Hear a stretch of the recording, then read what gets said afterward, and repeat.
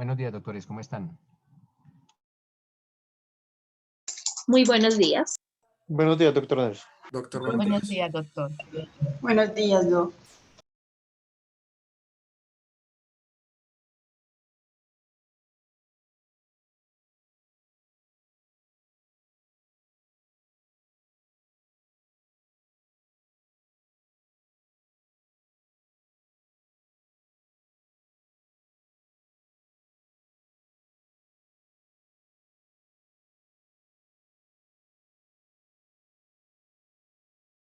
Buenos días, profe.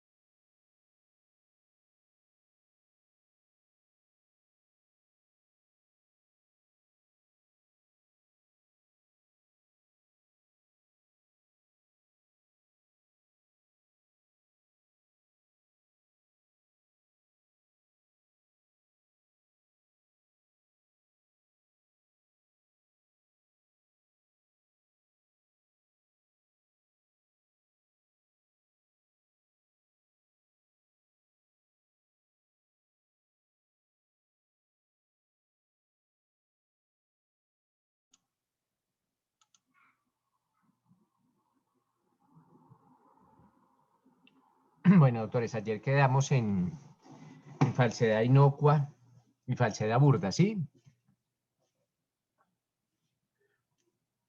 Sí, señor. Bueno, ahí fue donde quedamos, falsedad inocua y falsedad burda. Listo, mis doctores. Con relación a las falsedades, también es necesario acotar que en derecho civil, ojo, en derecho civil existe un proceso o una acción, se interpone una acción, cuando eventualmente se presentan simulaciones de negocios. Entonces vamos a hablar, mis doctores, de las falsedades, pero con relación a las simulaciones de negocios. Eventualmente, ustedes van a conocer en su vida jurídica que se presentan muchas simulaciones de negocios jurídicos. Esto con el fin de que, eventualmente, en la mayoría de los casos, con el fin de perjudicar a acreedores, lo que se denomina la insolvencia. Las personas insolventan para perjudicar a los acreedores. En derecho de familia se utiliza básicamente por algunos hombres irresponsables que se insolventan con el fin de iniciar procesos de divorcio y no hacer la repartición de bienes en legal formas con su cónyuge. Entonces hay sobre todo hombres que se insolventan. Entonces existe esta acción o existe esta figura para precisamente atacar esos negocios de simulaciones.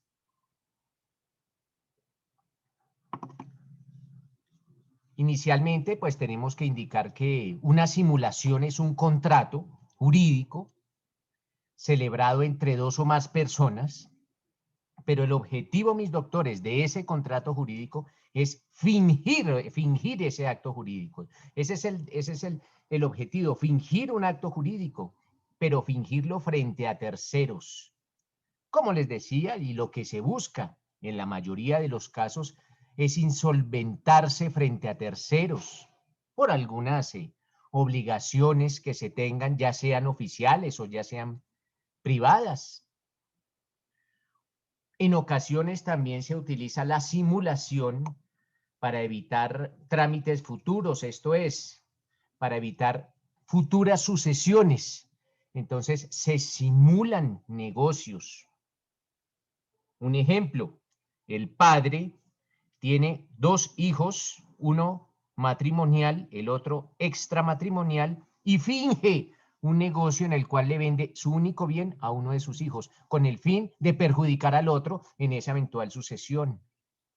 Entonces, se utiliza también esa figura de la simulación en esos casos.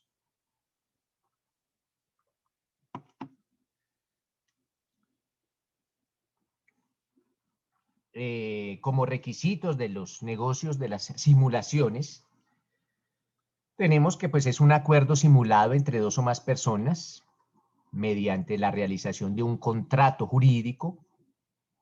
Y el segundo de los requisitos es esa intención, doctores, de engañar a terceras personas.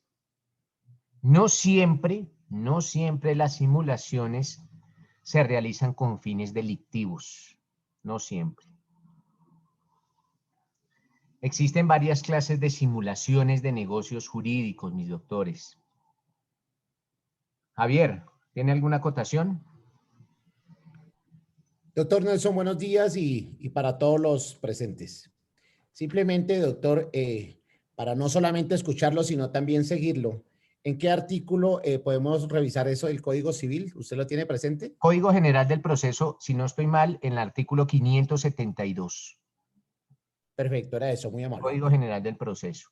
Y las formas de simulación, las formas en que se prueba cómo se determina una simulación, aunque no es objeto de nuestro módulo, será objeto de su derecho probatorio, se utiliza mediante los indicios.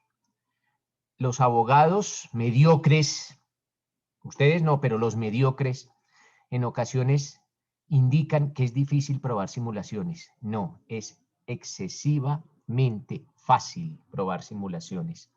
Lo difícil era que el abogado estudiara las formas de probar simulaciones. Se prueba mediante los indicios. Y existen aproximadamente 12 o 14 indicios que son los indicios que más se utilizan para probar acciones de simulación. Y lo digo no por ustedes, sino porque he tenido compañeros que, imagínense, a un penalista lo llaman para preguntarle cómo se prueba una simulación. Me toca tomarme. De hecho, hay videos, un maestro en la simulación, para probar simulaciones, es el profesor Dagoberto Charri Rivas. Dagoberto Charri Rivas, profesor de la Universidad Libre en pregrado, posgrado y maestría. Fue mi maestro en maestría. Él es un maestro en probar simulaciones. Pueden encontrar los videos del doctor Dagoberto Charri Rivas en YouTube sobre simulaciones y cómo no sobre simulaciones, sino cómo se prueban las simulaciones. Es una persona con una muy buena pedagogía y una muy buena metodología, un maestro del derecho, más que todo el derecho probatorio. Dagoberto Charri Rivas. Y esas clases son absolutamente gratis. Entran a YouTube, le dan Dagoberto Charri Rivas y salen todas las clases del maestro sobre acción de simulación, sobre cómo se demuestra eventualmente. Y esto como para que lo tengan presente sus ratos libres. Clases de simulación, mis doctores. Existe una simulación que se denomina la simulación absoluta. Así se denomina, simulación absoluta. Y cuando hablamos de una simulación absoluta, esta simulación consiste en disfrazar la verdad real mediante la celebración de un acto jurídico entre dos o más personas, que es lo que les había dicho anteriormente como definición de la simulación. Y como ejemplo podemos colocar esa apariencia que colocan dos o más personas de vender bienes, ya sean muebles o inmuebles, con el fin de insolventarse por algunas deudas que se hayan adquirido. Entonces, vendí mis bienes muebles, aparentemente los vendí o aparentemente vendí los bienes muebles o los bienes inmuebles, ¿para qué? Para insolventarme. ¿Y perjudicar a quién? Perjudicar a mi acreedor.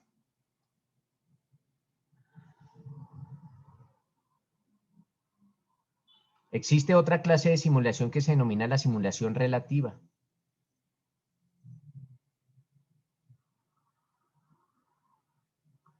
Y esta simulación relativa, mis doctores, tiene como finalidad encubrir, ojo, encubrir un tipo de negocio jurídico que en verdad se celebra. O sea, se va a celebrar el negocio, pero lo vamos a encubrir.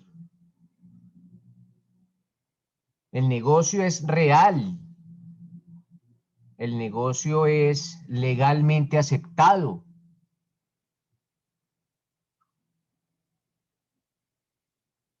Pero por alguna insinuación o por algún acuerdo entre las partes, pues se realiza otro negocio. Un ejemplo, en ocasiones se simula vender. Entonces hacemos una simulación de vender, pero lo que en verdad está aconteciendo es una donación. Entonces, existe una donación, pero el abogado le dice al cliente, hagamos una simulación de venta. ¿Por qué? Porque la donación paga más impuestos que las ventas. Entonces, con el fin de evadir impuestos, van a simular un negocio, pero efectivamente se está llevando a cabo otro. Nótese que en la primera clase de simulación, en la absoluta, no existe negocio, pero van a aparentar otro. No existe. Como en la relativa, sí existe un negocio, pero van a aparentar otro.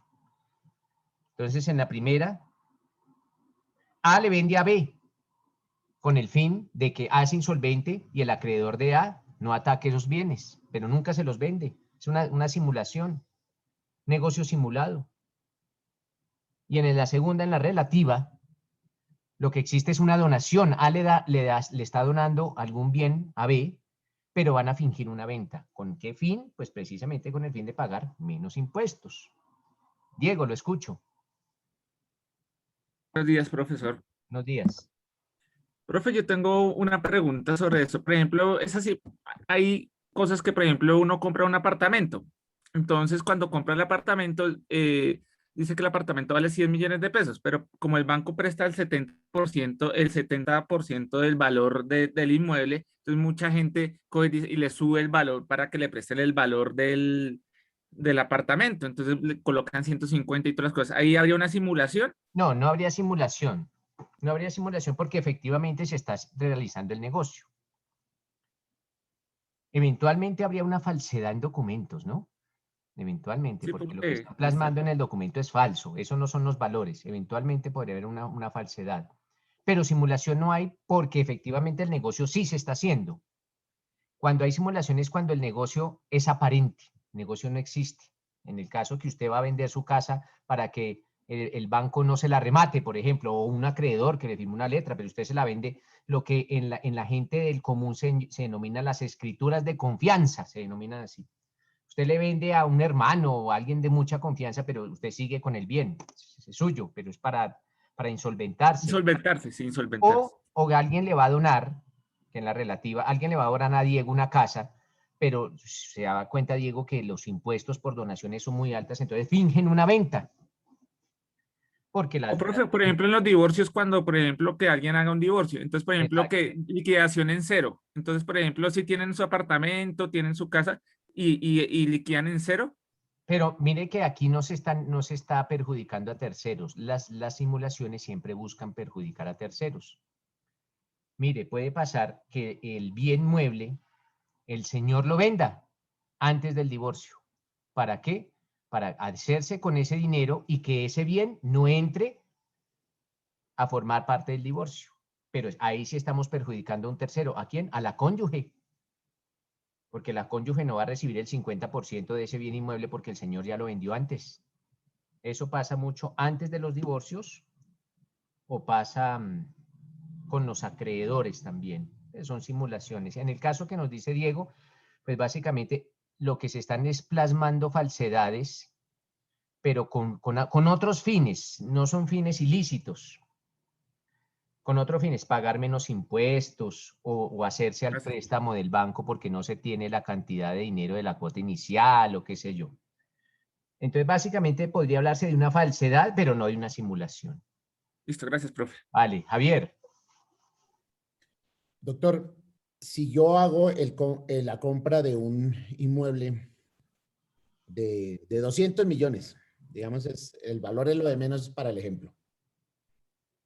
Y resulta que yo soy representante legal de una sociedad, pero en 3 o 4 años mi esposa va a alegar que ese inmueble no es de la sociedad, sino mío. ¿Eso sería una simulación? A ver, entonces, venga a ver si le entendí. Usted es representante legal de una persona jurídica. De una jurídica, sí. Listo. Y aparte de eso es esposo. Correcto. Y compra un bien hoy, pero ¿lo compra cómo? ¿En calidad de esposo o en calidad de representante legal de la firma? No, de la Jurídica. firma, con el dinero de la firma, todo. Ah, bueno, no, porque eso tiene que quedar claramente estipulado en el negocio jurídico.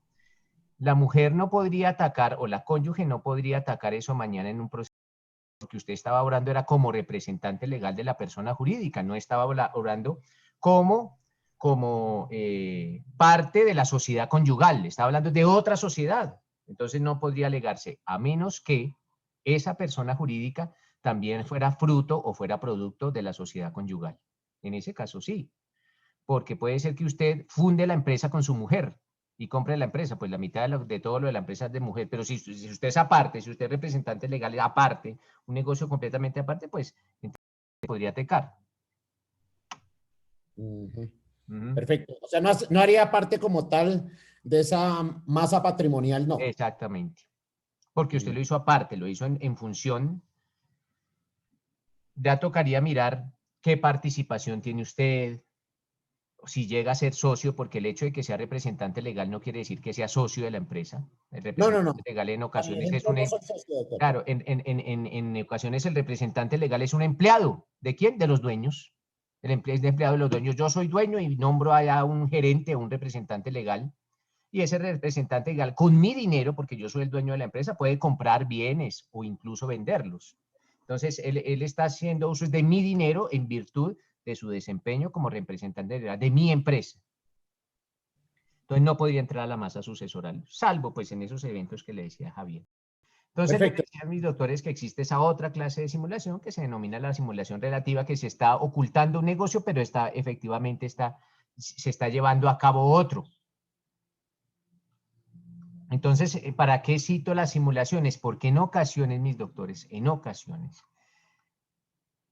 las simulaciones vienen directamente relacionadas, ojo, directamente relacionadas con las falsedades. Esto es, en ocasiones se utilizan documentos falsos o se falsifican alguna clase de documentos para realizar esta clase de simulaciones. Nos remitimos, por favor, doctores, al artículo 288 del Código Penal. 288, que se denomina la obtención de documento público falso. Obtención de documento público falso. Alguien que le dé lectura, por favor. El artículo 288, doctor. Sí, señor. ¿No dice eso? El 288. Dice contenido. Formulación de imputación, contenido. No, es que Disposiciones. usted está leyendo el Código de Procedimiento Penal, Javier. Es el 288 del Código Penal, que se llama obtención de documento público falso. 288. Obtención de documento público. Uh-huh. El que para obtener documento público que pueda servir de prueba, induzca en error a un servidor público en ejercicio de sus funciones, haciéndole consignar una manifestación falsa o callar total o parcialmente la verdad, incurrirá en prisión de 3 a 6 años. Bueno, entonces nótese lo que se va a analizar en este caso. El que, decir cualquier persona. ¿Cuál es la finalidad de esta cualquier persona, o como ustedes ya lo conocen, de este sujeto activo indeterminado? La finalidad es obtener un documento público, falso, lógicamente, que pueda servir de prueba, pero para eso va a inducir en error a un servidor público. Y ese servidor público debe estar en ejercicio de sus funciones. ¿Y cómo lo va a hacer inducir en error? Le va a hacer consignar al funcionario público alguna manifestación falsa, o que calle, como lo dice, total o parcialmente la verdad. Este delito, mis doctores, suele confundirse mucho con el delito de fraude procesal. Ojo, con el delito de fraude procesal.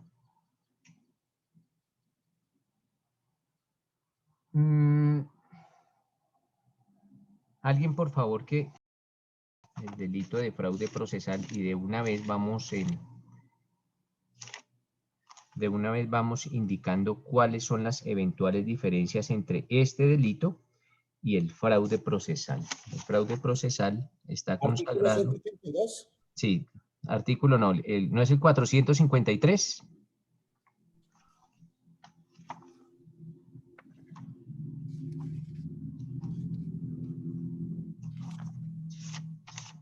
Doctor, es el 450. 453, doctor. Sí. 453, sí. ¿Qué dice el fraude procesal? Fraude procesal modificado por la ley 890 del 2004. Que por cualquier medio fraudulento induzca en error a un servidor público para obtener sentencia, resolución o acto administrativo contrario a la ley, incurrirá en prisión de 6 a 12 años. Listo, y también trae unas multas y unas cuestiones, pero indica la doctrina, sobre todo doctor Bernate, que es experto en esta clase de delitos, que en qué se diferencia la obtención de documento público falso con el fraude procesal. Pues básicamente se indica por parte de los estudiosos que si la conducta de inducir en error al funcionario público, porque básicamente en los dos delitos se está induciendo en error al funcionario público, pero si esa conducta se da al interior de un trámite procesal o al interior de un trámite administrativo, el delito es fraude procesal. Entonces, repito, si la conducta de inducir en error al funcionario público se da al interior de un trámite procesal o al interior de un trámite administrativo, el delito es fraude procesal. Y si la conducta de inducir en error al funcionario público se da mediante otra forma, pues estamos ante una obtención de documento público falso. Lo entendemos mejor con un ejemplo. Cuando ustedes realizan lo que se denomina una escritura pública, elevan una escritura pública,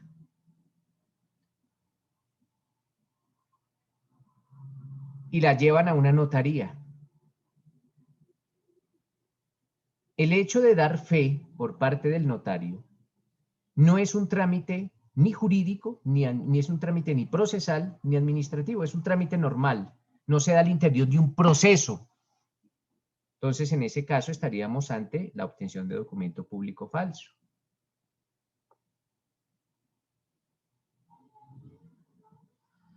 Pero, si una vez obtenida la escritura pública falsa, se lleva a la Oficina de Registro e Instrumentos Públicos, ese sí es un trámite administrativo, porque lo que se va a buscar es mediante ese trámite que ese negocio quede consignado en el historial o en el certificado de tradición y libertad de ese bien inmueble. Ya es un trámite.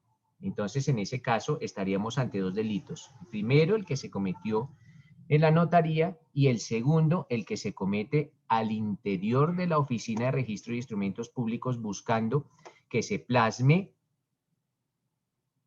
un negocio que es falso, porque se da mediante un proceso administrativo. Entonces estaríamos ante un fraude procesal en concurso heterogéneo con una obtención de documento público falso. Siempre tiene que existir, mis doctores, la celebración de un acto jurídico para que este negocio nazca, para que este delito nazca a la luz. Tiene que existir un acto jurídico. Ojo, cuando yo hablo de acto jurídico no estoy hablando de negocio jurídico, ¿no? Un acto. Un acto que trae algunas consecuencias jurídicas. Eso se denomina acto jurídico. Y en ese acto jurídico, mis doctores, participan básicamente dos personas. Un servidor público y alguien que solicita al servidor público. Y ese servidor público, mis doctores, básicamente lo que hace es dar fe de un lugar, de una fecha o de una identidad del solicitante o de la persona que comparece a dar ese documento público. El contenido del documento público, pues solo le interesa a las partes, no le interesa a ese servidor público. Eso solo le compete a los interesados del negocio.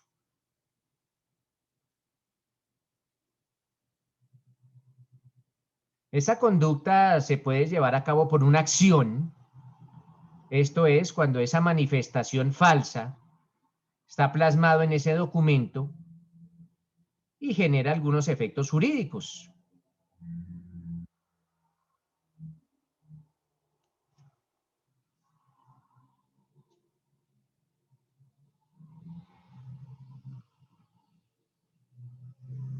Nótese, mis doctores, que aquí lo que se va a crear es un documento público que es auténtico. Claro que es auténtico.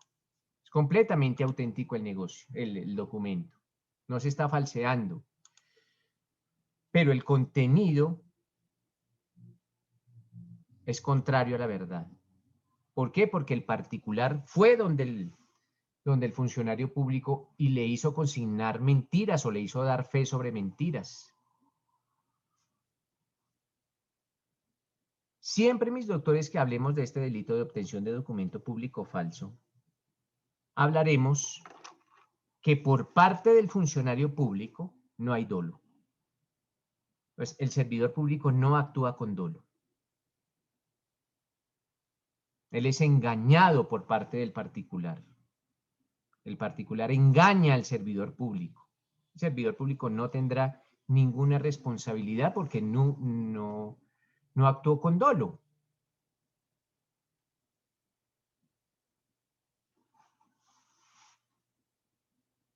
El dolo radica, mis doctores, en esa persona, en ese particular que declara o que lo solicita al servidor público que extienda el documento. Por eso, mis doctores, este delito lo puede cometer cualquier persona. Lógicamente, mis doctores, cuando hablemos de cualquier persona, pues estamos hablando de sujeto activo indeterminado.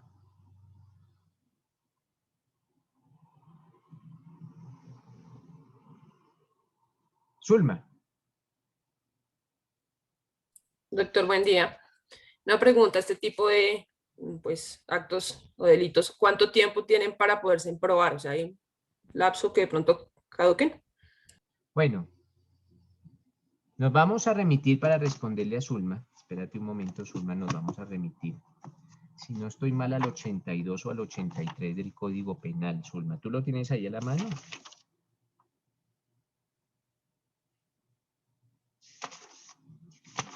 ¿Tienes el Código Penal a la mano, Zulma?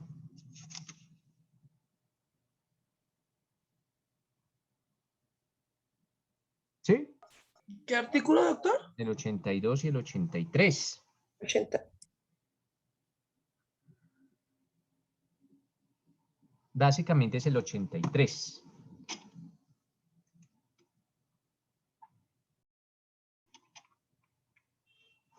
Zulma se nos fue. Aquí estoy, doctor, aquí estoy. Ah, bueno. ¿Qué dice el 83, Zulma? Perfecto. Artículo 83. Término de la prescripción de la acción penal. Espérate, Zulma, espérate. No lo leamos todavía. Antes de eso, Zulma, dime, ¿qué es la prescripción? Porque cuando empecemos pues a leer un artículo, pues tenemos básicamente que tratar de entenderlo en su totalidad. Sí, señor. Entonces, solo con el título decimos término de prescripción de la acción penal. Pero básicamente lo primero que tenemos que entender es qué es la prescripción de la acción penal. O Zulma, ¿tú qué entiendes por prescripción de la acción penal? Que termina como el lapso para reclamarlo.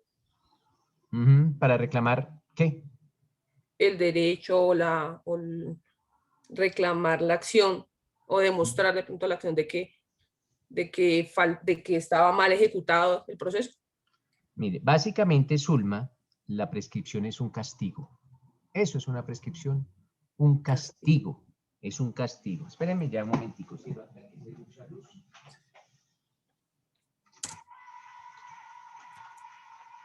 Y es un castigo, ¿a quién? Se va a castigar al Estado. La prescripción es un castigo. ¿Y a quién se va a castigar? Al Estado. ¿Y cómo se le va a castigar? Archivándose el proceso. Lógicamente estamos hablando de un proceso penal. Entonces vamos a archivar el proceso penal. Es un castigo. Señor Estado, vamos a castigarlo. Y de hecho, aparte de ser un castigo para el Estado, pues es un castigo también para las víctimas. Porque estamos hablando de un delito que se cometió. Y como pasó un determinado tiempo y no fue posible hallar un responsable de ese delito, pues vamos a archivar el proceso. Se cometió el delito, pasó un tiempo y no se logró obtener o no se logró identificar, no se logró condenar al responsable de ese delito. Entonces, proceso. Esto en aplicación de un principio del derecho universal, mis doctores, que se denomina el plazo razonable. Porque no pueden durar procesos eternamente abiertos. Y esto en aras de la seguridad jurídica. ¿Qué tal, Zulma, que en contra tuya, por ejemplo, se iniciara un proceso penal? Ojo, se iniciara, hasta ahora se inicia. Y el proceso nunca se archivara. Entonces tú estarías en una constante incertidumbre. Porque nunca se va a archivar ese proceso. Siempre vas a tener un proceso activo y eso no puede pasar. Entonces, para aterrizar estos conceptos a la pregunta de Zulma, pues básicamente el tiempo para probar un delito, pues es el término de prescripción de ese delito. Y básicamente, mis doctores, el término de prescripción del delito, tal como lo señala el artículo 83, es el máximo de la pena que tenga consagrada ese delito. ¿Cuál delito? Pues el que estemos procesando. Ese es el máximo de la pena. Es el máximo de la pena. Pero nunca podrá ser inferior a 5 años, ni superior a 20. Entonces, si trae una pena superior a 20, pues llegará hasta 20. Pero si trae una pena inferior a 5, pues serán 5. Entonces, nunca más, nunca menos de 5, pero tampoco nunca más de 20. Pero básicamente es el máximo de la pena que tenga contemplada cada delito. Entonces, Zulma, en este caso de la obtención de documento público falso, en ese caso, ¿cuál es el máximo de la pena?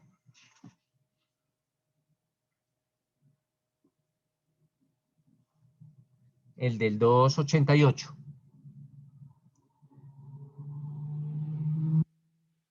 Remítete al 288.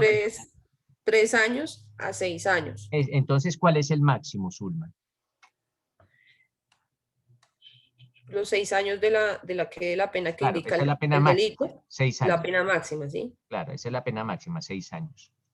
Pero el mínimo me queda. No, pero entonces siempre mira el máximo para prescripción. Para término de Para prescripción prescripción, el siempre mira el máximo. Entonces, El- si el máximo de la pena son 6 años, la pregunta es, Zulma, ¿cuál es el término de prescripción?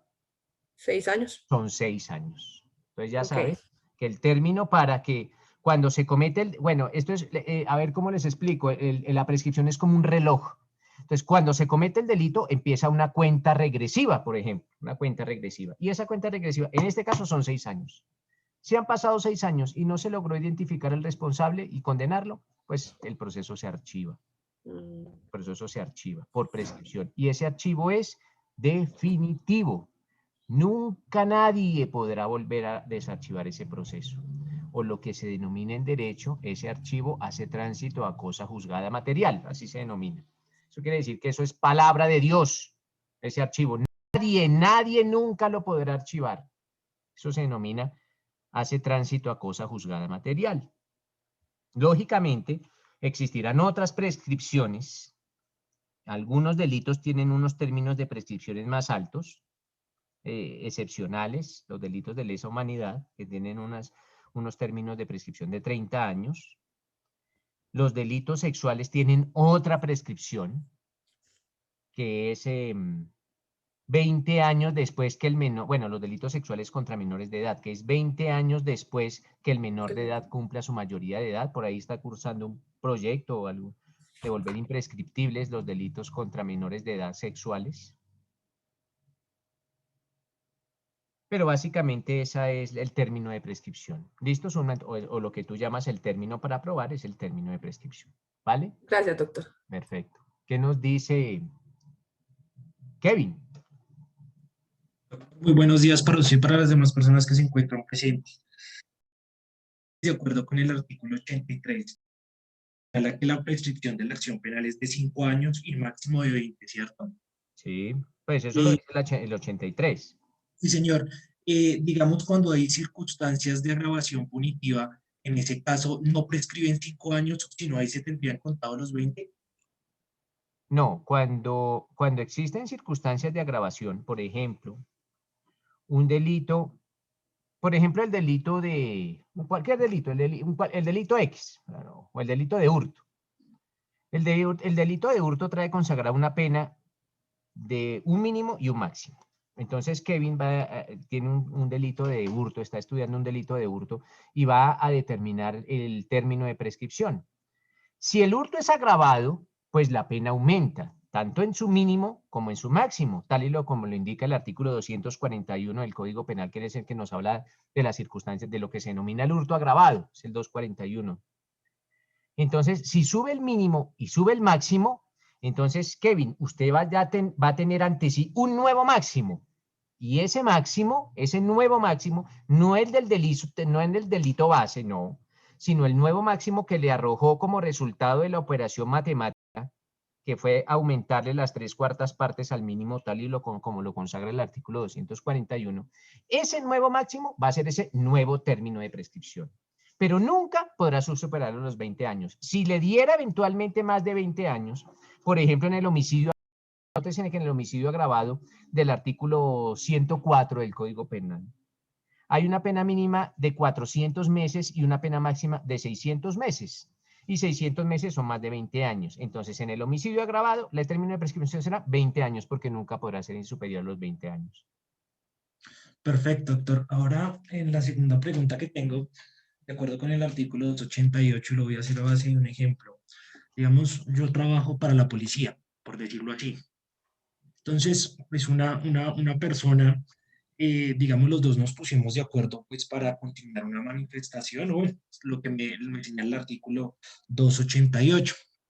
En ese sentido, después esa persona me engaña, o sea, me denuncia diciendo que supuestamente que yo fui el que lo inducí. Pero espéreme, Kevin, espérenme un momento, porque dos personas se ponen de acuerdo, digamos que para simular un negocio o para plasmar algo en un documento que no es verdad. Sí, en ese Pero caso, espéreme, digamos, Kevin, porque hasta ahí no hay delito del 288, porque miren que para el delito del 288 acudir a donde un funcionario público, y hasta ahora no ha pasado nada, o en el ejemplo que nos está dando Kevin, hasta ahora nunca han acudido donde un funcionario público para que dé fe de esa falsedad o algo así. Nótese que aquí hay un ingrediente de tipo que dice que esa persona indeterminada tiene que inducir en error a un funcionario público para que ese funcionario público consigne una manifestación falsa, calle total o parcialmente la verdad. O sea que aparte de, digamos, por eso yo traía a colación las simulaciones. Acorde a esa simulación, ellos tienen que acudir donde un funcionario público, para que el funcionario público extienda otro documento dando fe o plasmando cuestiones que de verdad no son reales, pero porque el funcionario público ha sido engañado por parte de estos particulares. Sí, pero en este caso entonces el servidor público sería el oficial, el policía, ¿sí me entiende, doctor? No, porque es que el policía, Kevin, no estaba actuando en ejercicio de sus funciones. Él celebró No, el pero documento con usted. no, en ese caso está, en ese caso estamos actuando bajo sus funciones. Ah, pero entonces, ojo, porque si el funcionario público está en ejercicio de sus funciones y plasma cuestiones ajenas a la verdad con dolo, estamos ante una falsedad ideológica. Por eso yo les decía que aquí uno de los requisitos es que no haya dolo por parte del funcionario público. Si el funcionario público extiende un documento con dolo, faltando a la verdad, es una falsedad ideológica. Ah, ok, doctor. Ok. Nótese, Kevin, que aquí el truco o el meollo del asunto consiste en que el funcionario público actúa sin dolo. Él no está actuando con dolo, él está siendo engañado. Como cuando el funcionario público con dolo, con premeditación, con voluntad, con un querer, plasma manifestaciones contrarias a la verdad en un documento y está ejerciendo sus funciones, pues es el típico caso de la falsedad ideológica. Pero es que, digamos, doctor, o sea, vamos a ver si de pronto me puede explicar mucho mejor. En el caso, digamos, yo trabajo para la Policía Nacional, por decirlo así. Yo estoy haciendo pues la función que me corresponde y entonces en los CAI se maneja algo que se llama minutas, un libro de población. Creo que acá los que son así uniformados deben saber sobre eso, ¿no? En ese caso, digamos, nosotros manifestamos en esas minutas algo que no es verdad y después esta persona, digamos, me denuncia diciendo que yo fui el que lo hice cometer en ese error. Hasta ahí vamos bien, ¿cierto, doctor? Pues, a ver si le entiendo. El policía plasma falsedades en el libro de población, por ejemplo. Sí, exactamente. Si el policía plasma falsedades en el libro de población y lo hace dolosamente, es una falsedad ideológica. Hasta ahí Es vamos, es una falsedad falsedad ideológica. ideológica. Hasta ahí vamos. Correcto. Hasta ahí vamos. Pero si esa persona dice que no, Pero ¿cuál que yo persona? O sea, fui ¿cuál persona? el uniformado, el que estaba conmigo, dice que no, que yo fui el que lo inducí a cometer ese error. Ah, pero entonces nótese que estamos hablando del tipo de caso de falsedad ideológica, pero usted es el autor, usted es el autor mediato, Kevin, porque Ujú. usted está utilizando a otro como instrumento, lo está engañando para cometer el delito de falsedad ideológica. O sea, aquí no estamos hablando de una, porque ¿qué quería usted? Plasmar una falsedad. ¿Usted era funcionario público? Sí. ¿Quería plasmar una falsedad en el libro de población? Sí, pero utilizó a otro. Lo engañó a otro agente de policía, por ejemplo, a otro patrullero o a otro de algo, del grado que sea. Pero es Intendente. mentira. Bueno, es que eso no lo dice usted, Kevin, sino pues lo dirán las pruebas, ¿no? Las pruebas son las que dirán si lo engañó o de pronto no lo engañó o de pronto había algún contubernio entre los dos funcionarios públicos para plasmar esa mentira. Todas las manifestaciones que nosotros hagamos en derecho, tenemos que probarlas. Esa es como una de nuestras exigencias. Si Kevin dice, eso es mentira, ah, pues entonces hablaremos de una coautoría en una falsedad ideológica. Si llega a ser mentira, si los dos se pusieron de acuerdo para plasmar la falsedad en el libro de población, pues hablamos de una coautoría en una falsedad ideológica. Nótese que hubo dos personas se pusieron de acuerdo, dos personas, funcionarios públicos en ejercicio de sus funciones, se pusieron de acuerdo para plasmar una falsedad en un documento público que puede llegar a servir de prueba. Hablaron de una coautoría. Pero si no, si fuese verdad que usted engañó a su compañero, pues hablaríamos que usted es el autor de la falsedad ideológica y el otro simplemente fue como un instrumento o una herramienta, pero usted responderá como autor mediato. Claro que sí, doctor. Y si en ese caso, digamos, cuando esa persona testifique contra mí, yo ejerciendo la defensa material o la defensa técnica que la ejercería mi abogado, si yo no soy la persona facultada para llenar esas minutas del libro de población, porque en este caso no puede ser cualquier uniformado, sino que es el jefe de información, ahí se podría caer toda la mentira de ese testigo. Podría, claro que sí, porque acuérdese, Kevin, que uno de los requisitos para la falsedad ideológica es que la persona, el funcionario público, el servidor público esté en ejercicio de sus funciones. Pero si dentro de sus funciones no está consagrado plasmar la información en los libros que se llevan a cabo en los CAIs, pues se caería ese delito. Ojo, se caería ese delito, porque podría nacer a la vía jurídica otro, que la falsedad material en documento público, o por supresión, o por alteración, o por adición, de las que vimos el día de ayer. Listo, muchas gracias, doctor. Me quedó muy claro, muy amable. Sí. Esto de las falsedades es un mundo y hay penalistas que solo en su vida se han dedicado a las falsedades. Esto es un mundo bien complejo. ¿Alguna otra acotación? Nadie más. Listo, mis doctores. Entonces les decía, básicamente, bueno, nos vamos a estudiar ahora el 289, mis doctores. Ahora la falsedad, pero en el documento privado. Ojo, ahora vamos a hablar de un documento privado. Y para tal fin nos vamos a remitir a ese 289. Alguien, aquí yo veo conectado a Viviana. Viviana, léeme, ¿tienes el 289, Viviana Botía? ¿Tienes el 289 a la mano, Viviana?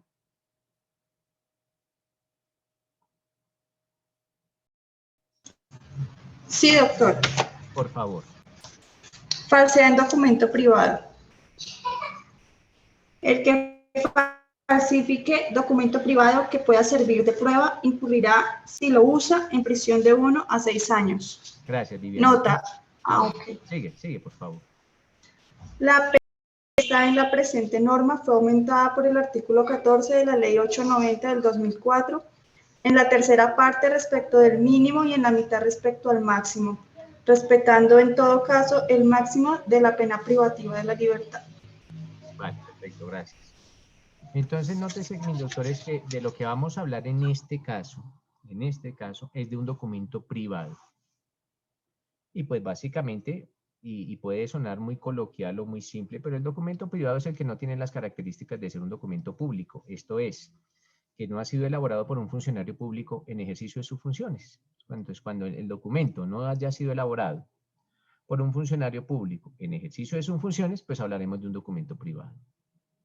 Y en ese documento pues pueden participar 1, 2 o más personas.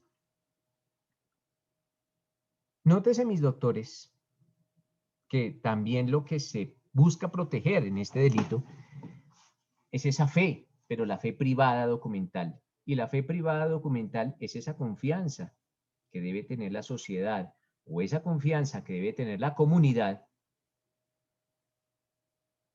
en cuanto a considerar que no solo los documentos públicos, sino también en los documentos privados se plasme o se consignen afirmaciones que se ajustan con la verdad.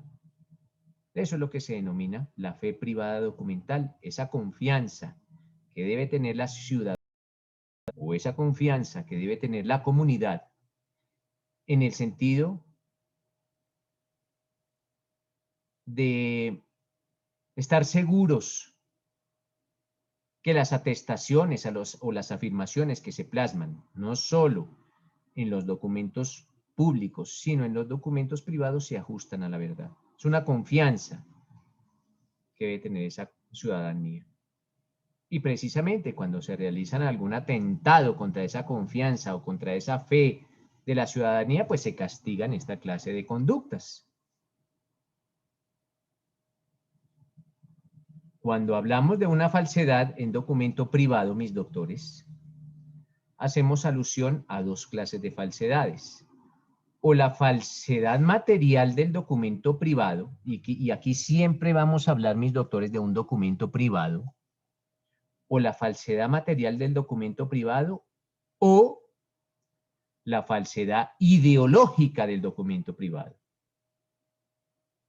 Y ustedes ya saben, mis doctores, cuál es la diferencia entre una falsedad material y una falsedad ideológica. Pero aquí se castigan esas dos clases de mentiras, por decirlo de alguna manera. O la falsedad en sí del documento, o la falsedad de lo que se está consignando al interior del documento privado.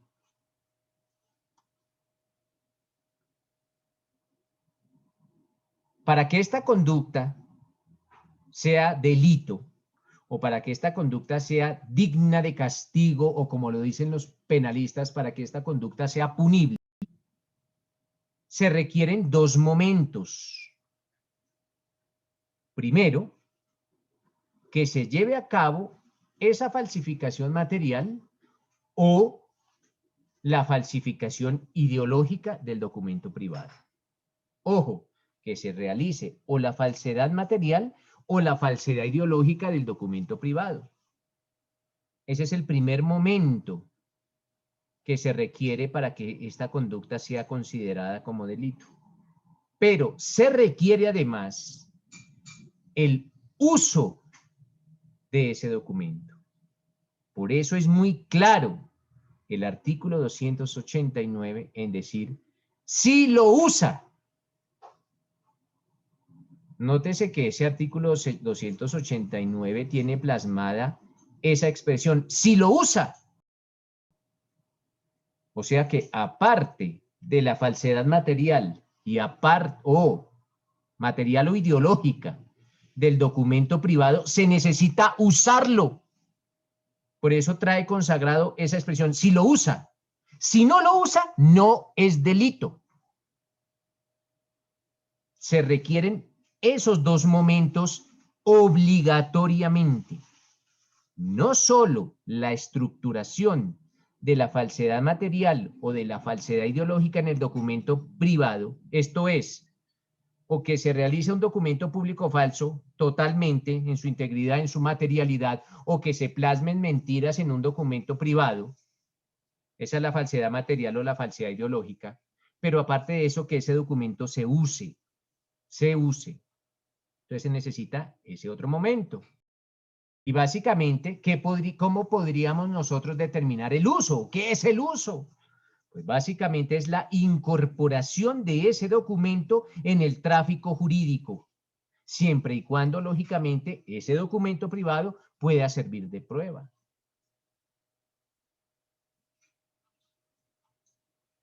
Cuando ustedes se gradúen, doctores, lógicamente, siempre y cuando pasen esta materia, es difícil, pero puede llegar a acontecer. Entonces, vamos a ser visionarios y vamos a mirar a través del tiempo, y el día en que ustedes se gradúen van a obtener un título profesional que está representado en un diploma y en un acta de grado. En un caso hipotético, doctores, que alguno de ustedes no lograre obtener el título, porque nunca pudo pasar la materia de Derecho Penal Especial 2. Pero, ante su familia, causare gran vergüenza el hecho de que nunca se pudieron graduar. Y falsificaran el diploma de abogados. Lo falsificaran. De la Universitaria de Colombia. Nótese que la institución Universitaria de Colombia es una institución privada. Es privada. Eso nada tiene que ver con lo público. Luego, el diploma, no solo el diploma, sino el acta de grado, son documentos privados, porque son expedidos por una entidad privada. Entonces, el alumno que nunca pudo pasar esta materia, y esto ha acontecido en la realidad, esto es un caso de la vida real, un alumno que nunca pudo pasar la materia conmigo y falsificó su diploma por esa vergüenza que le daba ante su familia el hecho que nunca se pudo graduar. Falsifica el diploma, pero nunca ejerció. Simplemente esta persona estudiaba Derecho solo por el orgullo de que ya pasados muchos años obtuvo su título, pero él nunca pensaba en ejercer ni nada por el estilo. Pero él falsifica el cartón, lo manda a enmarcar y lo cuelga en la sala de su casa. En la sala, uno entraba a la sala y lo primero que veía, de hecho, lo único que veía, era el diploma de abogado de la Universitaria de Colombia. ¿Y esto para qué? Pues para que este señor o esta dama, pues mostraran ante su familia que ellos son abogados. Así él nunca litigara, él nunca ni obtuvo tarjeta, nada, no hizo nada. Pero pues ante la familia era el doctor fulano de tal, porque pues ya era el abogado X. Pregunto, mis doctores, en ese caso, que es de la vida real, ojo, este es un caso de la vida real, esta persona, pues, de hecho ya, porque entraríamos en otra discusión, pero él no falsificó. Pues sí, él no falsificó, pero sí le pagó a un falsificador para que falsificara el diploma, entonces él es el determinador del delito. Entonces él determinó a otro. Pero pregunto, ¿será que podemos considerar que el hecho de que este pobre hombre, con su trauma de que nunca pudo obtener el título, falsifica o manda a falsificar el diploma, lo cuelga en la sala de su casa, está usando el documento? ¿Qué opinan ustedes? Documento público falso, claro está, porque pues es un diploma de la institución en la cual ustedes estudian. ¿Qué opinan? ¿Se podrá considerar el colgar el diploma allá para que toda la familia lo observe y se den cuenta que él es el doctor en Derecho como un uso? ¿Qué nos dice Javier?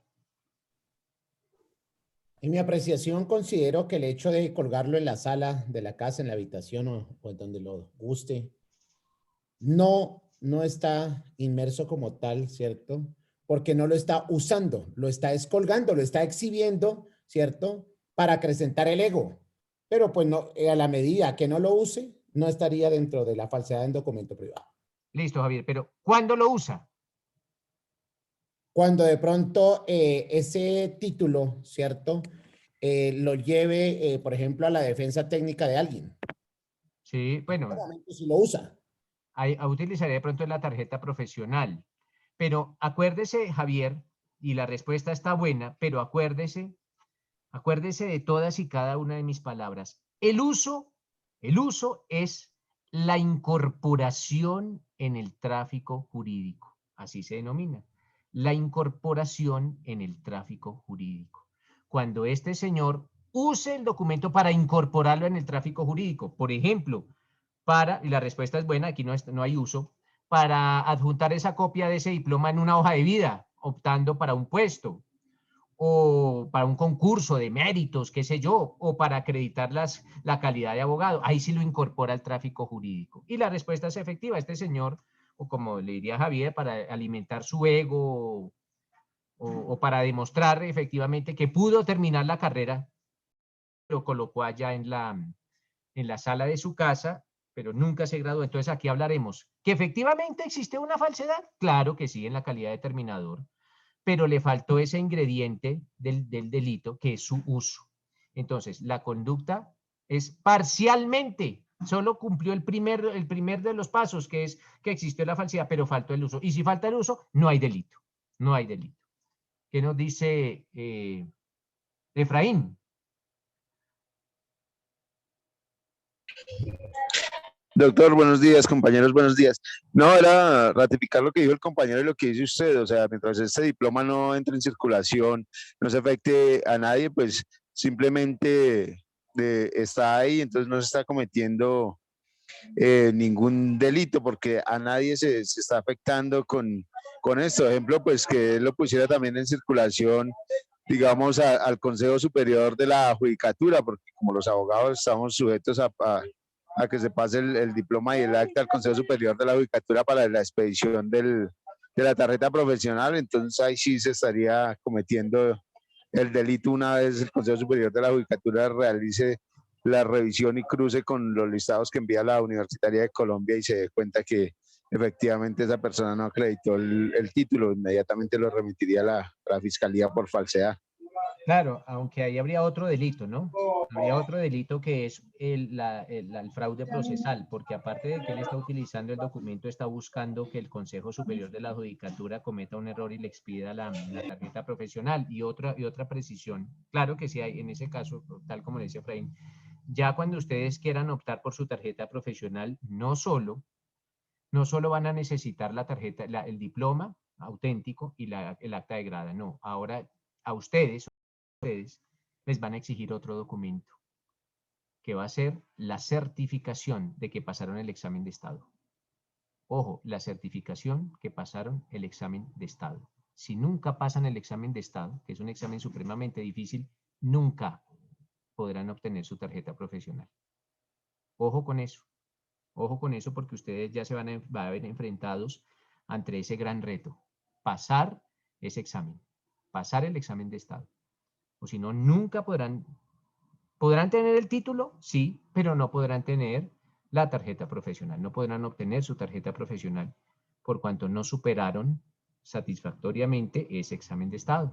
¿Qué nos dice Javier? Más que nada es una pregunta, doctor.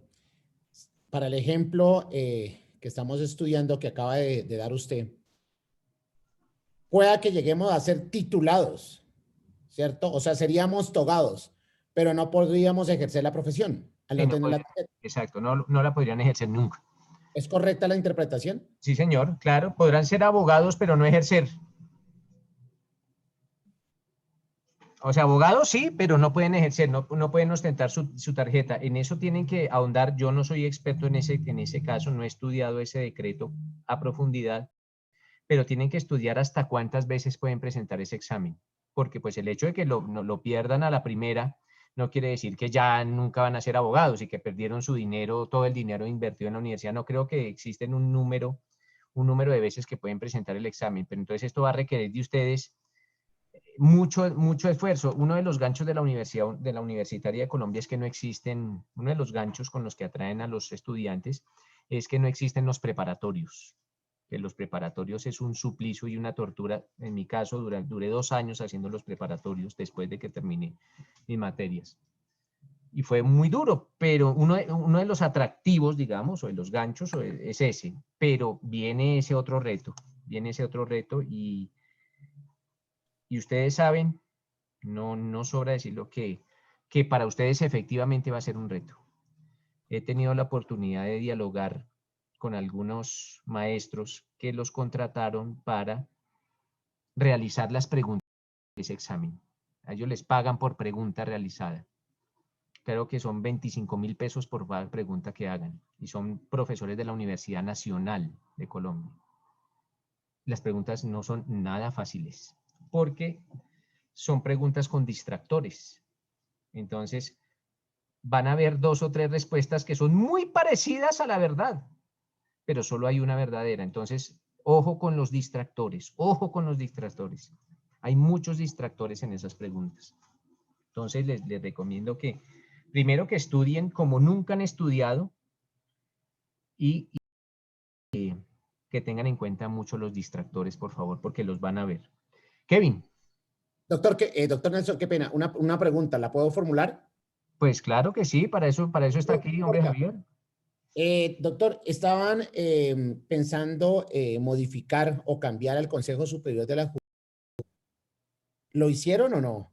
Claro, por eso es que sí se hizo, Javier, por eso es que ya no, es que el Consejo Superior de la Judicatura está dividido en 2 salas. Una se denominaba la sala administrativa y la otra la sala disciplinaria. La sala administrativa es la encargada, digamos, de toda la labor de gerencia de la rama judicial. La cuestión de gerencia de la rama judicial. Pero la sala disciplinaria era la encargada de investigar y juzgar a los abogados y a los jueces. A los abogados y a los jueces. ¿Hubo una modificación del Consejo? Sí, claro que sí. Ya se suprimió, se acabó, ya no existe la sala disciplinaria del Consejo. Ya no existe. Nace a la vida jurídica un nuevo órgano que se llama el Consejo de Disciplina Judicial. Consejo de Disciplina Judicial, que ya reemplaza a la sala disciplinaria. Estos magistrados están nombrados hace poco, ellos tomaron posesión de sus cargos hace como unos 2 o 3 meses. Entonces sí hubo una reforma. Ahorita pues se está buscando realizar otra reforma en el sentido que debe existir. Es que miren, doctores, cuando hablamos de gerencia, a veces es mejor las gerencias unipersonales que las gerencias colegiadas. Y para nombrar gerentes, nosotros los abogados en la mayoría de casos no somos buenos. Los buenos son las personas que estudian administración de empresas o gerencia o qué sé yo, pero un abogado no, y los magistrados de la sala administrativa son abogados. Entonces, suelen gerenciar mal la rama judicial. Vemos cómo si ustedes se dirigen al Palacio de Justicia, allá los magistrados tienen 4 o 5 o 6 vehículos a su disposición, elementos ilimitados, elementos de trabajo, pero si uno se dirige a las sedes judiciales, sobre todo en provincia, a veces no tienen ni un esfero, ni papel, ni tinta, y son los mismos empleados judiciales los que tienen que aportar de su bolsillo para comprar los elementos para poder trabajar. Eso me parece desastroso. desastroso y eso repercute en la imagen de la justicia. O ahora, hace poco, hace unos días, se creó una nueva prima para los jueces y magistrados. Son decisiones desastrosas por parte del Ejecutivo que debería rechazar el Consejo Superior de la Judicatura, porque en estas actuales circunstancias no está para crearles primas a los empleados ni a los funcionarios judiciales. No, no está para eso. Esto está para otra cosa. Entonces, son las decisiones que toca atacar, pero básicamente para lo que dice Javier, sí hubo una modificación del Consejo Superior de la Judicatura, Javier. Muy amable, doctor Nelson. Vale, Kevin. Doctor, en el caso de que, digamos, el fiscal en una audiencia traiga un perito que está totalmente acreditado de acuerdo a su experticia, y esto llegara a ser falso, digamos, en ciertos documentos, estaríamos más inmersos en el delito de fraude procesal, ¿verdad? El perito plasma mentiras en su peritaje o en el Sí, la base de datos pericial. o tiene certificaciones que son falsas. Bueno, pero certificaciones para proveer su idoneidad o su acreditación o lo que está plasmado en el Exactamente, peritaje es falso. su acreditación, doctor. Básicamente en el delito de fraude procesal, no estaríamos ante ese delito. ¿Por qué? Porque el perito no va a buscar un pronunciamiento del juez con base en su acreditación. No, lo va a hacer es con base en el dictamen pericial o en la base de opinión pericial, como se llama. Entonces, el juez no va a realizar ninguna manifestación con relación a la acreditación del perito. Pero sí el perito estará incurso en algún delito, ya sea en una falsedad material o en una falsedad ideológica, claro que sí. Pero el fraude procesal no. El fraude procesal no, porque él no va a buscar un pronunciamiento del juez con relación a su acreditación, solo con relación a su acreditación. Si el peritaje es falso, y con base en ese peritaje el juez falló, ahí sí hay un fraude procesal, Kevin.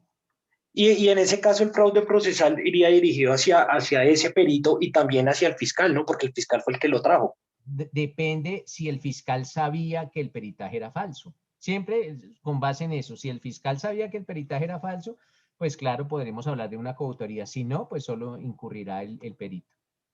Ok, doctor, muchas gracias. Vale, perfecto. Entonces, mis doctores, les decía que se necesitan esos dos elementos o esos dos componentes grandes para la falsedad en documento privado. Necesitamos que el documento sea falso o material o ideológicamente y que ese documento se use. Y tenemos como uso esa incorporación en el tráfico jurídico. Este delito, pues hablamos que es un delito activo, este es un delito con sujeto activo indeterminado. Esto es, cualquier persona puede cometer ese delito. Y con relación al dispositivo amplificador de tipo, pues no es admitible, no es de recibo la tentativa. Este dispositivo amplificador de tipo no se aplica en estos casos. Tenemos que tener en cuenta también, mis doctores, algunas características con relación a este delito, al delito de falsedad en documento privado. Entonces, este delito posee unas características. La primera característica de este delito, doctores, es que en ese delito, en ese tipo penal, en esa conducta de falsedad en documento privado, no interviene un servidor público en ejercicio de sus funciones.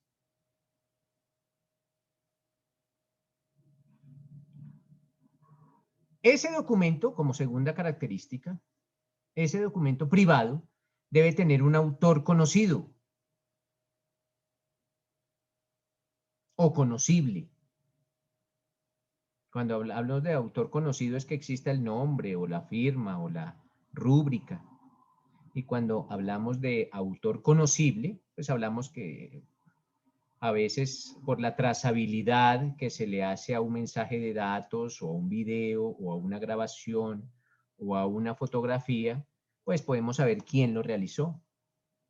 Entonces, conocido cuando está el nombre o la firma o la rúbrica, o conocible cuando efectuando una trazabilidad, pues en el caso de mensajes de datos más que todo, sabemos de dónde pudo haberse emitido ese documento.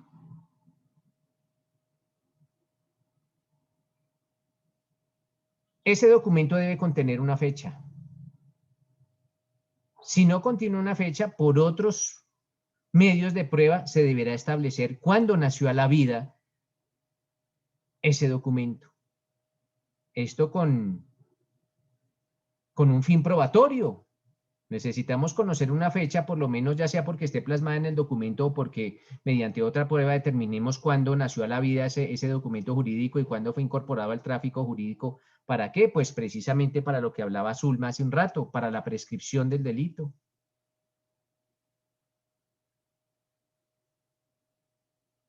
Ese documento, mis doctores, debe tener la capacidad de transmitir un mensaje con efectos jurídicos o con efectos probatorios.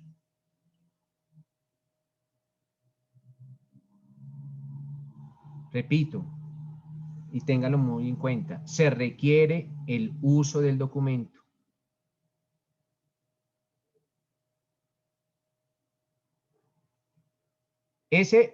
Esa falsificación del documento privado puede ser total o puede ser parcial.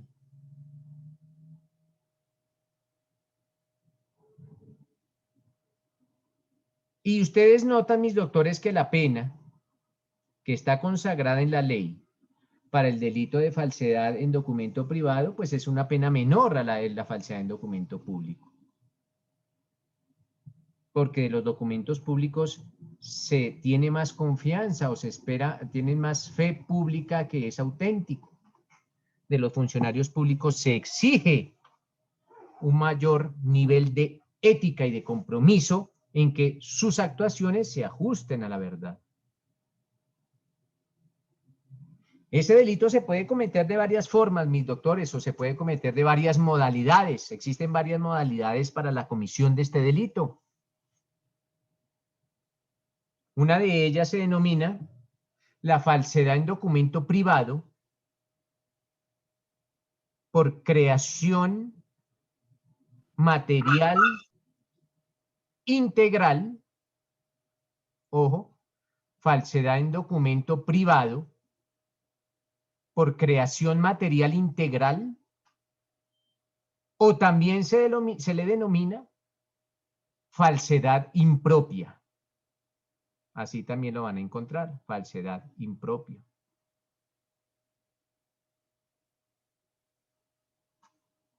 En esta forma o en esta primera modalidad de comisión de este delito, mis doctores,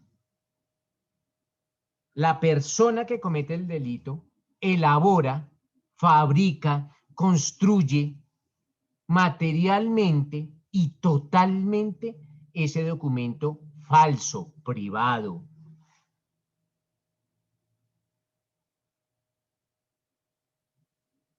Ese documento privado que puede servir de medio de prueba y que lo introduce en el tráfico jurídico.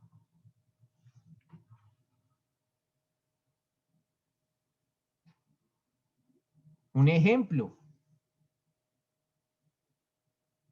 Nelson Prieto ingresa a trabajar a una empresa como abogado con base en el título profesional que aparentemente le expidió la Universidad Libre, que es una universidad privada. El señor Nelson Prieto puede cumplir a cabalidad con su labor de abogado por la experiencia que tiene, que fue tinterillo muchos años. Pero la empresa, con el propósito de confirmar la originalidad de los diplomas, o ese diploma, pues indaga ante el Ministerio de Educación o qué sé yo, y recibe como respuesta que ese empleado solo cursó hasta tercer año y que ese cartón es falso integralmente. Entonces se puede presentar ese caso, como lo plasmamos como un ejemplo. Existe otra modalidad, mis doctores, que se denomina falsedad material parcial. En esto se parecen mucho a los documentos públicos. Básicamente son los mismos, pero es bueno repetirlos. Falsedad material parcial en documento privado por adición. Aquí hablamos de falsedades materiales propias. Falsedad material parcial en documento privado por adición. Y esto no es nada distinto, mis doctores, que la persona o el agente le agrega al documento privado, que es auténtico, no está falso, sino es auténtico, pero le agrega textos.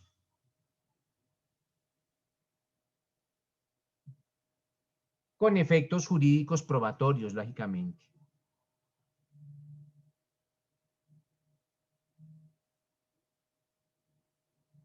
Entonces, ya que existe es una agregación.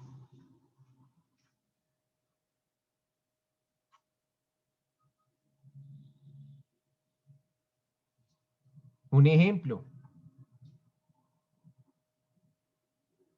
Un conductor de una empresa privada recibe una lista. Y en esa lista están autorizando a ese conductor para reclamar unos elementos de construcción, por ejemplo. Y este conductor le agrega a ese documento privado algunos elementos o algunas partes que no han sido solicitadas y que después las vende. Y pues es descubierto.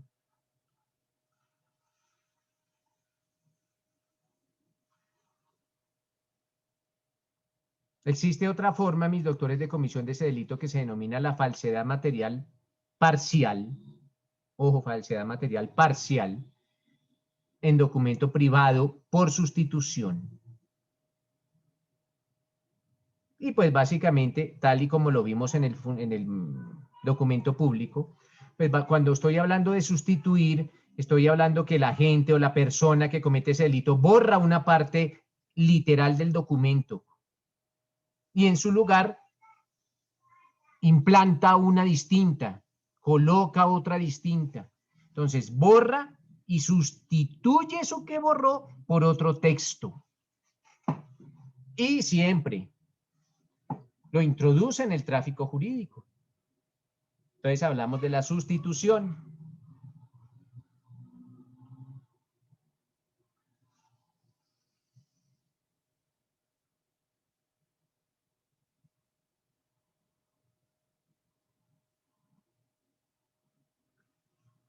¿Alguna pregunta, mis doctores?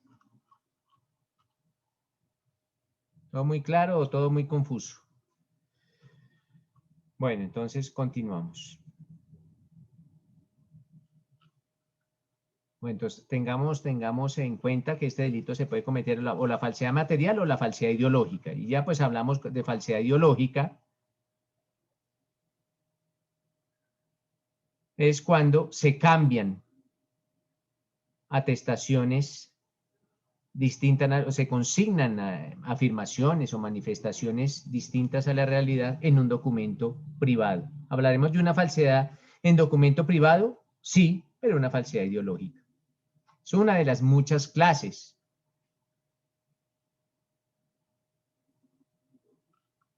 Para lograr aceptar la falsedad ideológica en un documento privado, un arduo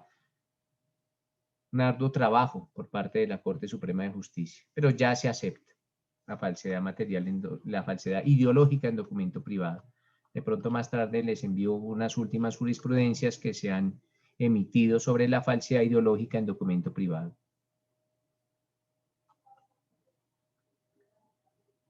El artículo 290, mis doctores, trae consagradas algunas circunstancias que agravan los delitos de falsedad documental.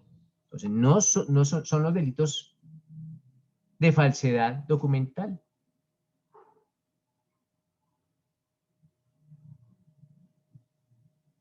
Leamos, por favor, ese artículo 290. Artículo 290, ¿lo leo? Sí, señor. Modificado por la ley 1142 del 2007. Circunstancias de agravación punitiva.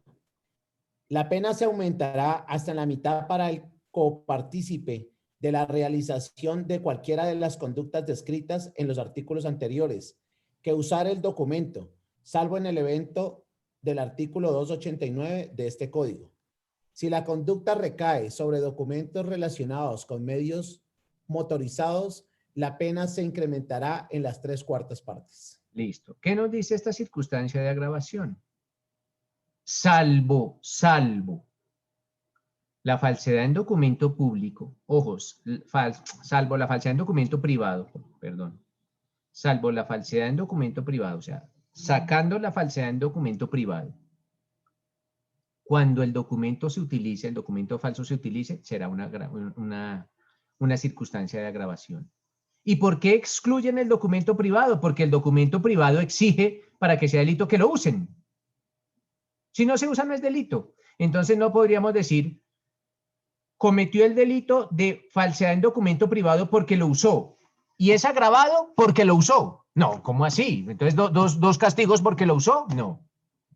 ¿Cómo? Lo que está diciendo estas circunstancias de agravación punitiva es salvo la falsedad en documento privado. O sea, básicamente estás diciendo es, cuando el documento público sea falso, será un delito, pero si lo utiliza, es un delito agravado. Solo el haber cometido la falsedad en documento público es delito, así no lo use. Pero si lo usa, es un agravante. Como en el documento privado se necesita que lo use para que sea delito. Entonces no podríamos decir que es un agravante si lo usa, no, porque le estaríamos aplicando dos castigos. Entonces sacan al documento privado y dicen, si utiliza el documento, salvo el documento privado, pues salvo el documento privado, estábamos hablando de los documentos públicos. Entonces, cuando ese documento público, aparte de que se falsificó, que es un delito, si lo usa, será un delito agravado. El público. Pero si la falsedad recae sobre medios motorizados, pues también será agravado. Entonces, si falsifican una licencia de conducción, si falsifican una licencia de tránsito, si falsifican un seguro obligatorio, será un delito agravado. Será el delito que sea, pero agravado. Agravado. Y tendrá una pena, pues más alta, lógicamente. Por allá dice que la pena se incrementará en las 3/4 partes, si no estoy mal. Sí, dice en las 3/4 partes, ¿sí? Esta hay una pena más alta. Pues ojo, y al tener una pena más alta, pues lógicamente también tiene una prescripción más alta.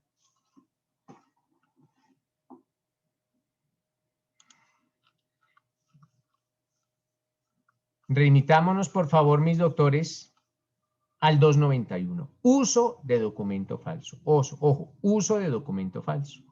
Javier, que nos está colaborando con la lectura, por favor. Artículo 291. Modificado por la ley 1142 del 2007 en su artículo 54. Uso de documento falso.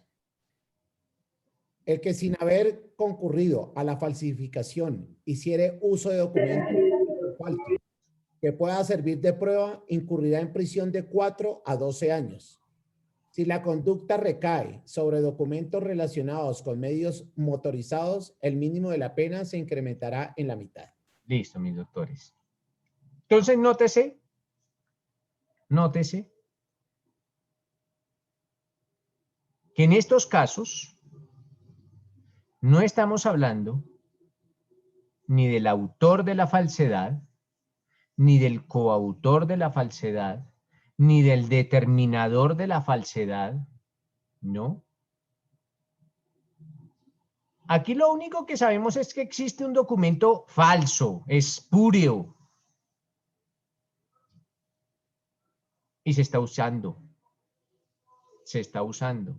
Por ejemplo, si va la policía en sus labores de vigilancia, de patrullaje, como quieran llamarle, ven a una persona en una moto y le dicen, por favor, un registro, sus documentos, y él presenta una licencia de tránsito o lo que se conoce como la tarjeta de propiedad, eso se denomina licencia de tránsito, y la licencia es falsa. Esa licencia es falsa. Él exhibe a la autoridad esa licencia falsa.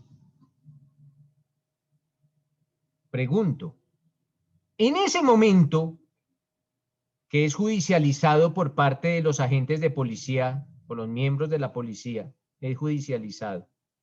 Y cuando llega ese caso al fiscal, y le dice el policía al fiscal, este señor fue sorprendido en un puesto en nuestras labores de vigilancia y patrullaje y exhibe una licencia de tránsito falsa. Al fiscal le queda muy difícil probar que esa persona falsificó esa licencia. Al fiscal le queda muy difícil probar que esa persona fue y le pagó a otro para que le fabricara la licencia falsa. ¿Cómo prueba el fiscal que esa persona falsificó esa licencia? Es difícil. ¿O cómo prueba el fiscal que esa persona le pagó por allá a un falsificador para que se la realizara? Es difícil. Pero lo que es cierto es que esa persona usó ese documento falso. ¿Y cómo lo usó? Cuando se lo presenta a los miembros de la Policía Nacional. Así lo está usando. Está usando el documento. Entonces se ve incurso en ese delito, en el uso de documento falso. No se podrá demostrar que él fue el determinador de la falsedad o que fue el autor material de la falsedad, no. Pero sí es muy fácil determinar que él está usando el documento. Pues, ¿cómo? Con los testimonios de estos policiales. Es una prueba de testimonial. Y en ese caso hablamos del uso de documento falso agravado. Y agravado con base en el numeral segundo de ese mismo artículo 291, el inciso segundo, que dice que si la conducta recae sobre documentos relacionados con medios motorizados, el mínimo de la pena se incrementará en la mitad. O sea que ya no estamos hablando de 4 a 8, creo que trae de 4 a 8, sí, 4 a 8, sino de 4 a 12, sino de 8 a 12. De 8 a 12 años de prisión. Ojo, aquí no va a probar el fiscal que él falsificó esa licencia de tránsito o que él fue el determinador de la falsificación. No, simplemente que lo está utilizando. Y pregunto, para la ley, para la justicia colombiana, en materia penal, ¿qué es más grave? ¿Falsificar un documento público o usarlo? ¿Qué me dicen ustedes? Y lo dice la ley. Esa pregunta no es como nosotros lo entendamos, sino como lo dice la ley. La ley misma nos va a decir si para ella, la ley penal, lógicamente, si para la ley penal es más grave falsificar el documento o usarlo. ¿Y cómo nos lo dice la ley? Con las penas. Entre más alta sea la pena, pues para la justicia colombiana es más fuerte el atentado o es más fuerte el daño que se produce. ¿Qué nos dice Marinela? Gracias, doctor. Sí, efectivamente. En mi concepto, siempre la gracia va a estar en esa, porque ya lo habíamos indicado. Yo puedo clasificar cuántos documentos quiero tenerlo por deporte. Pero si espérate, Marinela, porque se está entrecortando. Mejora un poquito la conectividad.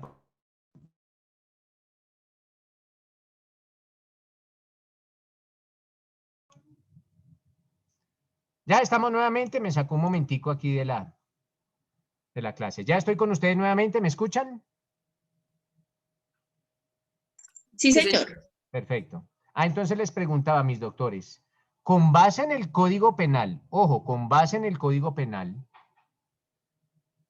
no con base en lo que ustedes crean, no, el Código Penal nos dice cuando una pena cuando un delito es más grave que otro. ¿Cuándo? Pues cuando trae una pena mayor. Entonces yo les preguntaría, ¿qué es más grave para el Código Penal o para la justicia colombiana? ¿Matar o secuestrar? Ustedes me dirán, porque trae una pena más alta. Entonces, nos dice, Diana Marcela, para la justicia penal colombiana, ¿qué es más grave? ¿Falsificar un documento público o usarlo? ¿Qué nos dice Diana Marcela? Pienso yo que usar, profe, es que a No me Marinela, diga lo que usted piense, sino lo que dice la ley, Diana. ¿Qué dice la ley? usar, de acuerdo a lo que dice la ley, usar porque es donde tiene la pena máxima, que es de 12 años. En las otras la máxima que dan son de 6 años. Ah, bueno, entonces nótese que aquí no necesito interpretación. Nosotros interpretamos la ley, Diana, cuando la ley merezca una interpretación. Pero cuando la ley es clara, nosotros no le podemos dar una interpretación. Lo que tú dices es completamente cierto. Para la justicia penal, usar el documento es más grave que falsificarlo, porque la pena es más alta. Nótese que la pena en usar el documento es de 12 años de prisión como máximo, como en la otra es de 6. Entonces es más grave usar un documento público falso que falsificarlo materialmente. Siempre se va a castigar ese uso, porque es que ese uso básicamente es el que está engañando cuando lo está utilizando. Entonces es mucho más grave usar el documento público falso. Es mucho más grave que falsificarlo materialmente o falsificarlo ideológicamente, el documento público falso.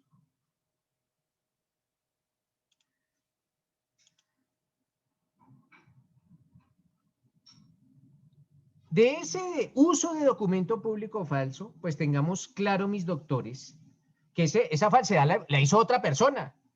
Yo no tuve que ver nada en esa falsedad, ni como autor material, ni como determinador, no tuve nada que ver en la falsedad. O por lo menos, no se me demostró.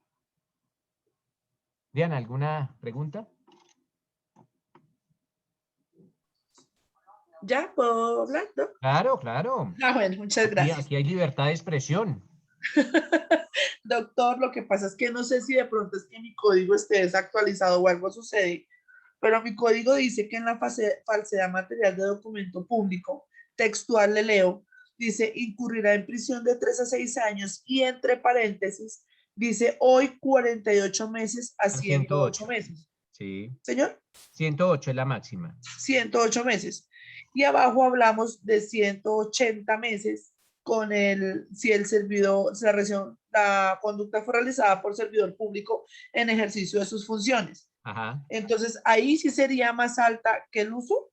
Claro, cuando sea un servidor público, sí. Cuando sea un servidor público. O sea, si no es el servidor público, sí es para el derecho penal peor que lo use, pero si es un servidor, es peor que lo haya falsificado. Así no lo use. Que sí.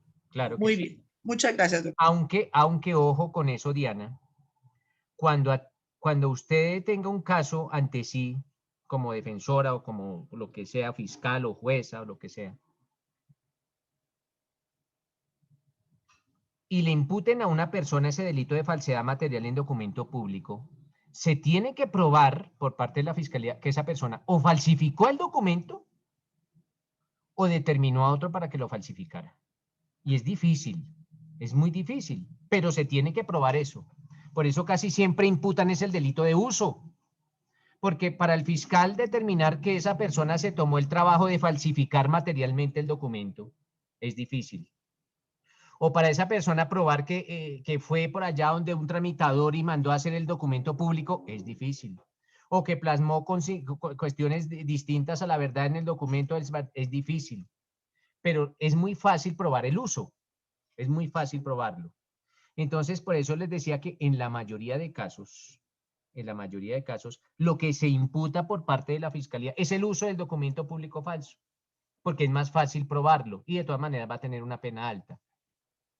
Entonces, listo, sí, señor. Siempre Muchas gracias. que probar, claro. Entonces dirán, mire que a mí me sorprendieron, un cliente le dirá a ustedes, a mí me sorprendieron el policía y le pasé mi pase era falso. Ah, bueno, y lo llevó para donde el fiscal, y el fiscal que dijo que falsedad material en documento público. Ustedes dicen, lo primero que dicen es fiscal bruto, porque ese fiscal tiene que probar que mi cliente falsificó esa licencia de conducción. Pruébelo. O que le pagó a otro para que le haga falsificar. Pruébelo. Pruébelo. Tendría que mi cliente renunciar a su derecho a guardar silencio o buscarse por allá con todo, desplegar todo un equipo de investigaciones, saber dónde falsificaron eso. Es difícil. Pero si el fiscal es piloso, imputará uso de documento público falso. Y esto ocurre. De hecho, yo tengo un caso en la actualidad en que la fiscalía, así fue, paró a un tipo en una moto y el tipo le pasó la licencia de tránsito y le imputó este delito de falsedad material en documento público. Y vamos a absolver. Pues claro. Pruebe, señor, la señora fiscal no probó que él falsificó el documento, ni probó que lo determinó, absuelto. Y se le hace un llamadito de atención a la fiscal, diciéndole, jurídicamente, fiscalía, no sea bruta, impute el delito que es, pero uno se lo dice en un párrafo jurídicamente. Se exhorta a la fiscalía para que en futuras oportunidades impute por el delito que es, punto. Eso es jurídicamente, eso es diplomáticamente diciéndoles, fiscalías, no sean tan bestias.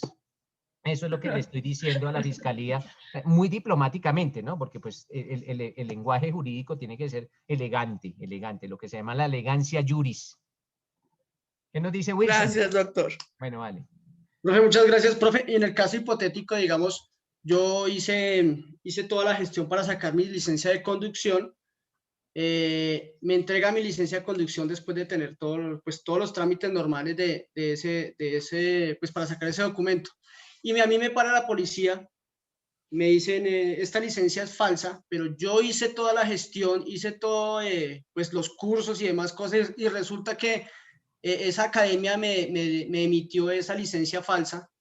Bueno, pero mire, nótese, Wilson, lo siguiente. Usted me dice, hombre, Wilson, que usted hizo toda la gestión. Y le digo esto, ¿por qué? Porque esto ocurre en la vida real. Esto es de la vida real. La pregunta que yo le haría es, Wilson, hombre, ¿y usted ante quién hizo la gestión? Porque la mayoría de ocasiones dice, allá ante un tramitador del tránsito. ¿Cómo así que hacer la gestión es ir donde el tramitador? Y la gente dice, mire, la verdad es que yo no tengo tiempo para perder. Y obtener la licencia de conducción es engorroso. Entonces yo le pagué a un tramitador, le adjunté los papeles, como lo que dice Wilson allá, el de la academia y lo otro, y el tramitador fue el que hizo la gestión.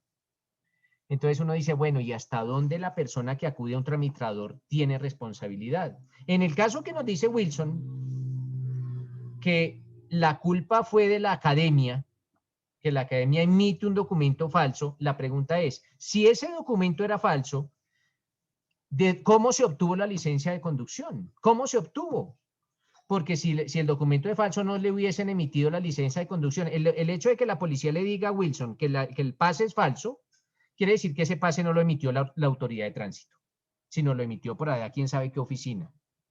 Entonces quiere decir que de pronto, si Wilson acudió a un tramitador, ese tramitador acudió por allá a un falsificador. Y esto ocurre mucho en la vida real, porque la gente, o por pereza, o hay gente que porque ya por su edad, por ejemplo, es muy difícil que a un viejito como yo le den el pase, porque yo no paso los exámenes. Allá le hacen exámenes visual y auditivo y no sé qué, y psicológico, y pues yo los voy a perder todos, lógicamente. Es más, el que más se pierde es el psicológico. Pero entonces, para hacerme a mi pase, acudo a un tramitador. Y el tramitador por allá compra o falsifica o qué sé yo, ese certificado médico. Entonces, hablaremos de que eventualmente, en ese caso el tramitador, porque él es el que actúa con dolo, falsifica. Pero nótese la responsabilidad mía. Yo acudo al tramitador porque sabía que no pasaba los exámenes. Sabía que no pasaba los exámenes, o sea que yo tenía casi que inmerso en mi voluntad que el tramitador tenía que falsificar algo, porque no pasaba los exámenes. Si yo soy casi sordo, no voy a pasar el examen nunca, pues a menos de que me sometan a una cirugía o qué sé yo. Y si acudo a un tramitador, casi que le estoy diciendo al tramitador, ojo, mire, yo soy sordo y por eso acudo a usted. Ya eso tendrá, lo que dice, muchas aristas. Tendrá que demostrarse que esa persona no actuó con dolo, o que actuó de buena fe, pero pues ya ese será un objeto como derecho probatorio, ¿vale, Wilson?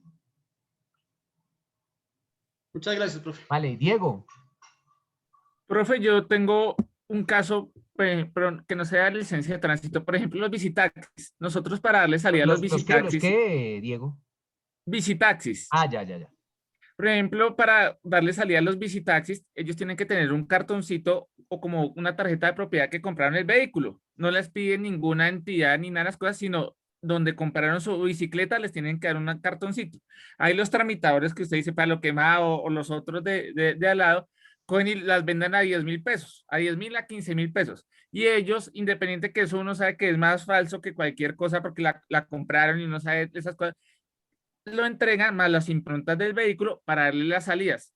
Ahí, ¿qué delito? O sea, por ejemplo, si ellos están expidiendo un documento que no les pide ninguna entidad pública ni nada de las cosas, sino de que compraron su bicicleta y todas las cosas y lo pasan para sacar el vehículo, ahí no habría una falsedad Claro, privada. digo que aquí hay una falsedad privada, ¿no? Porque ese Sí, documento privada. es privada. Y esa persona que compró, pues determinó para el delito de falsedad privada y lo ingresó al tráfico jurídico. ¿Cómo? Pues presentándolo allá ante la autoridad de tránsito para buscar la salida de ese visitaxi. Entonces esa persona eventualmente estaría ante el delito de falsedad en documento privado, falsedad en documento privado, falsedad en documento privado en calidad de determinador, porque esa persona, pues así no lo haya utilizado, así él no haya falsificado, pero sí lo determinó. ¿A quién? Al falsificador.